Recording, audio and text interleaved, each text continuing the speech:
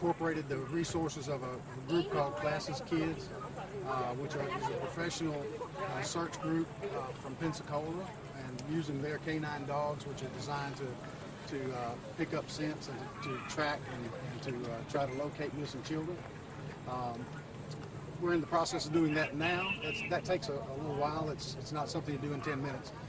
We also have a group from the Sheriff's Office and our own officers that are in the area doing foot searches on foot through the area that is not wooded. We didn't want anybody going through the wooded area and possibly disturbing any evidence we might have of what her path might have been if the child went through the woods. But we've also started doing a door-to-door search, what we call a knock and talk, through the complex, St. Stephen's Woods, where we're going, and we've had a great deal of support from that neighborhood over there. I want to say that, and just say a little appreciation for what they're doing for us over there. We're getting information almost by the minute that's coming to us.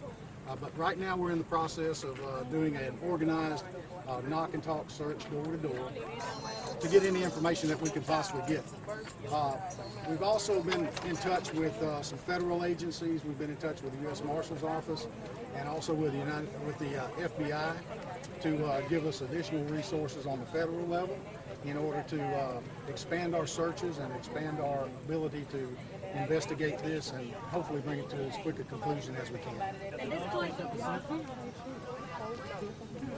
the dogs picked up some scents of the child, but the child lives in the complex, so it's not unusual that they would pick it up in the complex.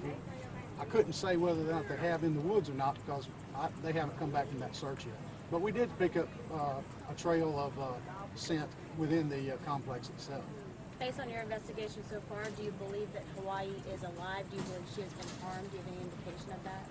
We don't have any indication she's been harmed in any way. None whatsoever. You guys still aren't thinking about issuing an Amber Alert? You know, and this is the thing about Amber Alert. What people don't understand is it's not for just in general for kids that are missing. There's certain parameters that have to be met, and one of those parameters is you have to establish that an abduction has either occurred or is imminently it's possible that it did occur. That's one of the things we're trying to do now is eliminate the possibility as to whether or not an abduction had occurred. Now, if we get to that point to eliminate all other possibilities and the only other possibility is that an abduction occurred, then at that time we will probably put out an Amber Alert. But we've got to meet the law on that first, and it's pretty specific. Now, one of the things about that's a misunderstanding about Amber Alerts themselves. Why wasn't the media alerted before they were? Why not call us an hour or so after you get the call last night from the family, so that we can at least put a picture out? Well, you know, at the time that we got the call, we didn't really have a lot of information within an hour or so.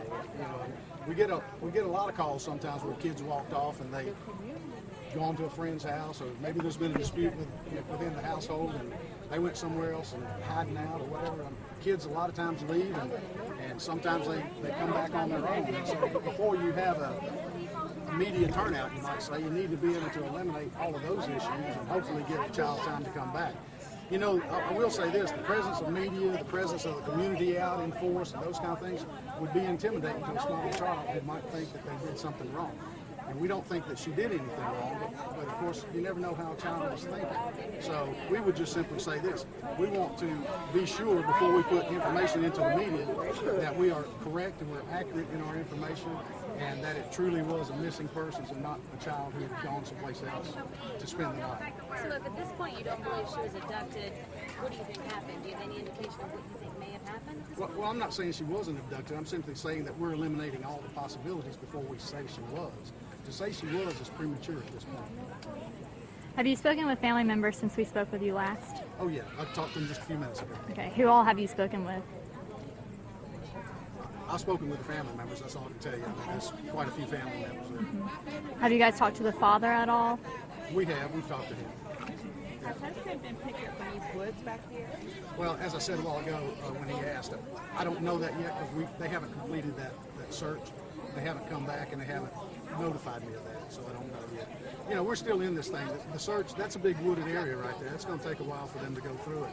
And in their search process, not only do they search one time, they search 2 or 3 different times with different teams of dogs to make sure that they don't make a mistake and overlook something. So the search process itself is a time-consuming process.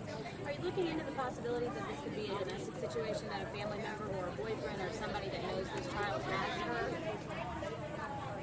We're considering everything.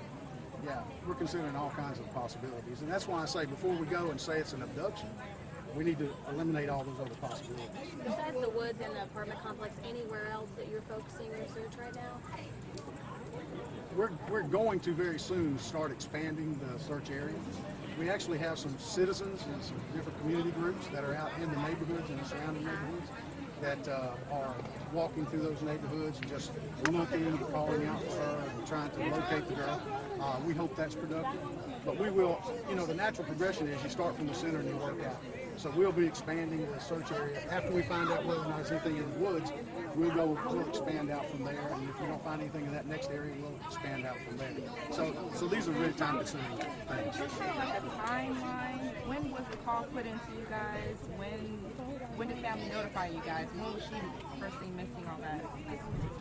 Yeah, well, we do know that she got home and that she was home around 4:30, and that she had left sometime around 4:30 or so to go to a relative's apartment in the same complex. We know she didn't go to that apartment, and she was not actually reported to us till sometime after 10 o'clock that yesterday evening. And we actually, I think we got the call somewhere around, I want to say it maybe closer to 10:30. We didn't actually get out here, I think, till close to around 10:45 and started doing what we do. That's not an uncommon thing either for it to be that length of time between the time the child is noticed not to be there and then the time the parents call.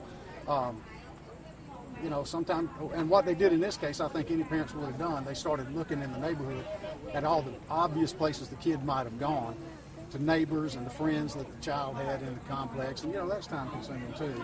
And so there was a lot of communication amongst family members and friends and all that before the decision was made to call the police. Yeah. How big is your search area right now, and how much manpower do you have? Who all is here? Well, you said class kids from Pensacola Sheriff's Office, correct? How big is your search? Well, the area that we're searching right now, we're on the perimeter of that, on this end, and it would be about that same distance on the other side. The complex itself is just right across those woods. And so the east and west perimeter would be almost back to where you see those fences back there. So in this wooded area right here is the immediate search area. We probably got 40 police officers or more in that area doing what they do. And, some of them are on traffic control. We got a lot of people out here. Some of them are actually doing searches. Some of them are doing the house-to-house search and talk, that sort of thing. So we got people doing different things. And so yeah, we're trying to, and also trying to deal with the media.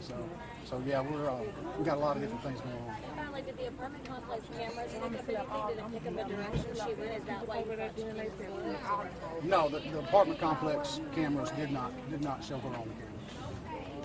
Is there a suspect, you guys, or any suspects, anyone you're interviewing personally? Not right now. The mother was telling me that the father was going over to the apartment complex to meet up with her. Do you know if he ever saw her yesterday or had any contact with her? And we don't need to turn over there. I don't have that information. No, I don't have that either. Just unclear as far as the living situation, the little girl looking for the mother at the apartment.